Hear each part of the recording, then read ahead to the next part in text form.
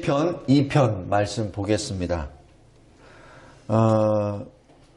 여기 시편 2편 1절에서 3절 보면 이방 나라, 다시 얘기해서 하나님을 거부하는 나라들이 일어납니다. 그래서 뭐라고 하냐면은 3절에 그들의 맨 것을 끊고 그의 결박을 벗어버리자 하는도다. 이게 무슨 말이죠? 무슨 결박을 했다는 얘기입니까? 죄란 무엇이죠? 죄란 하나님으로부터 떨어져 나가는 게 죄입니다. 그래서 죄인은 하나님으로부터 떨어져 나간 사람이 죄인입니다.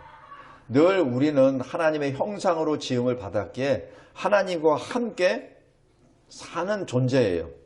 근데 죄가 들어옴으로 말미암아 떨어져 나가버린 것이죠. 그래서 하나님께서는 계속해서 그 떨어져 나간 사람들을 계속 부르십니다. 그래서 일반 계시라고 얘기하는 소위 자연 계시라고 하는 것은 자연을 통하여 하나님의 어미하심과 하나님의 능력과 하나님의 신성이 나타나 있기 때문에 그래서 모든 사람들이 자연을 통하여 사실 고개를 숙이게 됩니다. 그래서 우리 모든 인류들은 자연을 신으로 여기면서 살아나가죠. 그래서 종교를 만들어 나아갑니다. 어떤 종족은 바다를 신으로, 어떤 종족은 산을 신으로. 그래서 사람들이 가는 곳마다 항상 종교가 있습니다. 근데 그것은 왜 그렇게 하죠? 하나님이 창조하신 그 모든 피조물에 하나님의 손길이 들어가 있기 때문에 그렇습니다.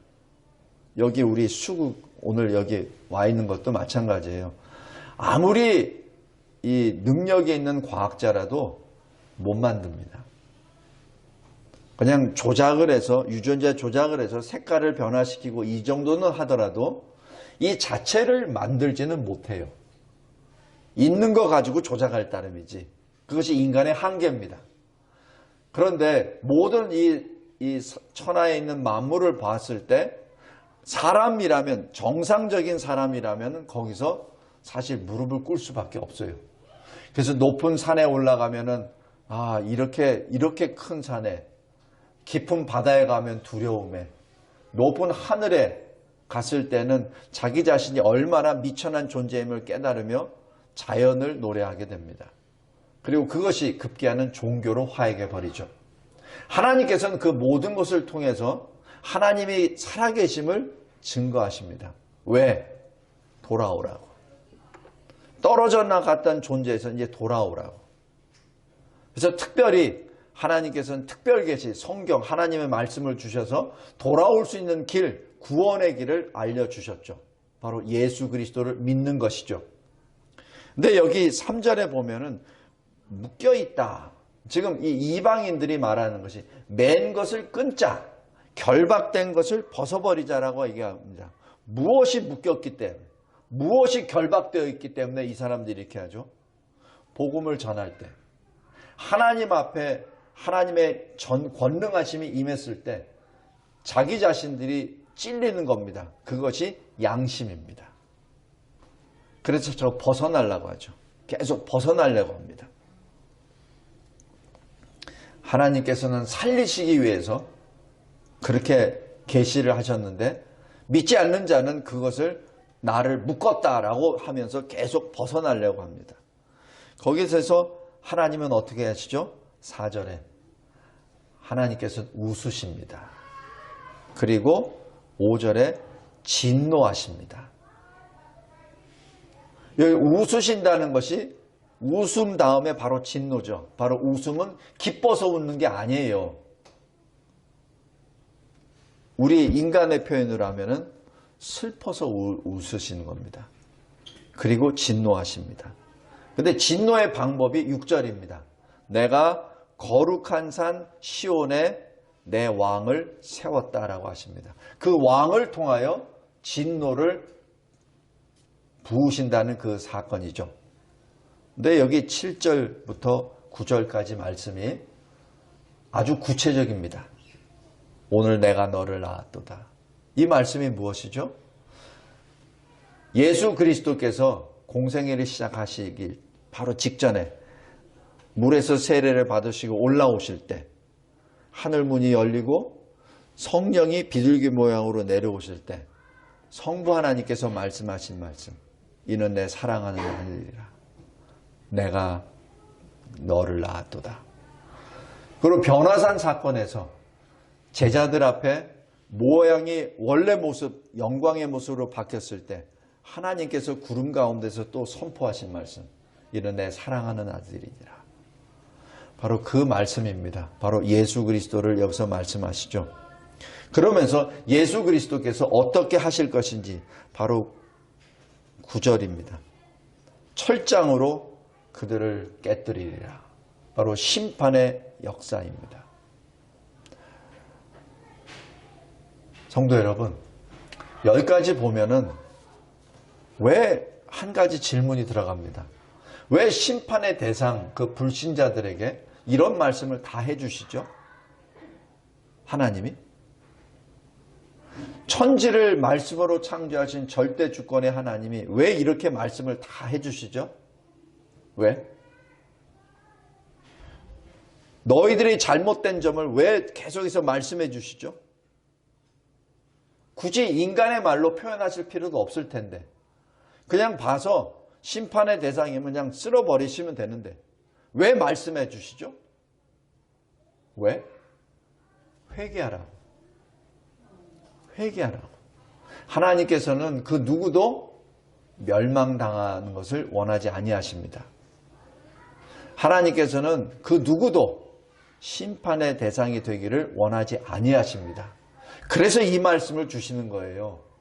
만약에 심판을 하신다면은 굳이 이 말씀 주실 필요 없어요. 그냥 심판하시면 됩니다. 하나님은 정녕 이 세상의 창조주이십니다. 그리고 그 창조주께서 지금 자기를 죄로 말미암아 떨어져 나간 그 모든 대상들을 향하여 구원의 길을 열어놓으신 것이죠. 그 증거가 바로 10절부터 12절입니다. 너희들아 지혜를 얻으라. 11절 그 지혜의 근본은 여호와를 경외함에 있도다. 여호와를 경외하라. 하나님을 경외하라. 하나님을 사랑하라. 그리고 12절 내가 보낸 그리스도 예수께 순종하라. 엎드리라. 그의 말씀에 순종하라. 그랬을 때 모든 사람이 다 복이 있느니라. 구원을 받는다는 그 사실이죠. 성도 여러분, 이 시편 2편이 바로 복음서입니다. 비록 이 구약의 짧은 시편으로 기록되어 있지만은 이것이 바로 그리스도를 증거하는 메시아의 노래입니다. 그래서 이 신학자들은 시편 1편과 2편이 성경 전체를 말한다고 합니다. 특별히 2편에서는 메시아가 계시가 됩니다. 우리에게 메시아를 보내주신 이유, 우리에게 그리스도를 보내주신 이유는 우리가 구원을 받고 하나님께 돌아가라고, 하나님으로부터 떨어져 나가 있지 말고 하나님께 돌아가라는 그러한 기쁜 소식입니다. 결코 우리를 묶어두거나 우리를 결박하기 위한 것이 아닙니다. 우리가 이 전도할 때도 뭐 얘기를 할 때 이 그리스도 밖에 있는 자들의 일부 사람들은 눈을 시뻘겋게 들고 마치 자기를 공격하는 것처럼 생각을 해서 또 공격합니다. 전도자에게. 그 모습이 바로 이 3절입니다. 왜 나를 묶어? 왜 나를 결박해? 이겁니다.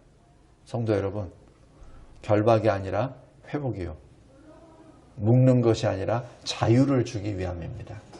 그것이 복음의 능력입니다. 기도하겠습니다. 하나님 아버지 감사하고 감사합니다. 늘 저희들에게 주시는 이 말씀 하나하나를 통하여 그리스도를 배웁나이다. 또 이 말씀 하나하나를 통해서 계시되는 그리스도의 영광을 보며 우리에게 허락하신 자유를 입습니다. 죄로부터의 자유, 죄의 삭신 죽음으로부터의 자유를 우리가 누립니다. 하나님, 찬양합니다. 오늘도 거룩한 주일, 주의 백성들이 함께 나와 예배를 드립니다. 주님 기뻐 받아주시고 하나님의 놀라우신 역사가 일어나게 하여 주옵소서. 성도들 가운데 슬픔이 있는 자에게는 그 눈물을 닦아 주시옵소서. 문제가 해결되지 아니하여 끙끙거리고 있는 우리 성도들에게는 주님이 그 문제 해결책의 열쇠를 주시옵소서. 또 주님 앞에 수십 년 동안 기도하며 응답받지 못하였던 답답한 심정이 있는 그러한 성도들에게는 주님이 한량없는 은혜와 평강의 옷을 입혀 주시옵소서. 앞으로 무엇을 해야 될지 그저 깜깜하고 어디를 가야 될지 답답한 우리 성도들의 마음에는 주님이 빛이 되어 주셔서 주님이 친히 발등에 등불이 되어 주셔서 우리 성도들이 가는 곳마다 빛을 발하게 하여 주옵소서. 몸과 마음이 아파 주님 앞에 엎드린 우리 성도들에게는 주님이 주시는 그 평강의 옷을 입고 또 주님이 주시는 치료의 광선으로 새 영과 육으로 일어나 하나님을 찬양하는 우리 성도들 되게 도와주시옵소서. 하나님 감사합니다. 감사합니다. 홀로 영광 받아 주시옵소서. 예수 그리스도의 이름으로 기도드리옵나이다.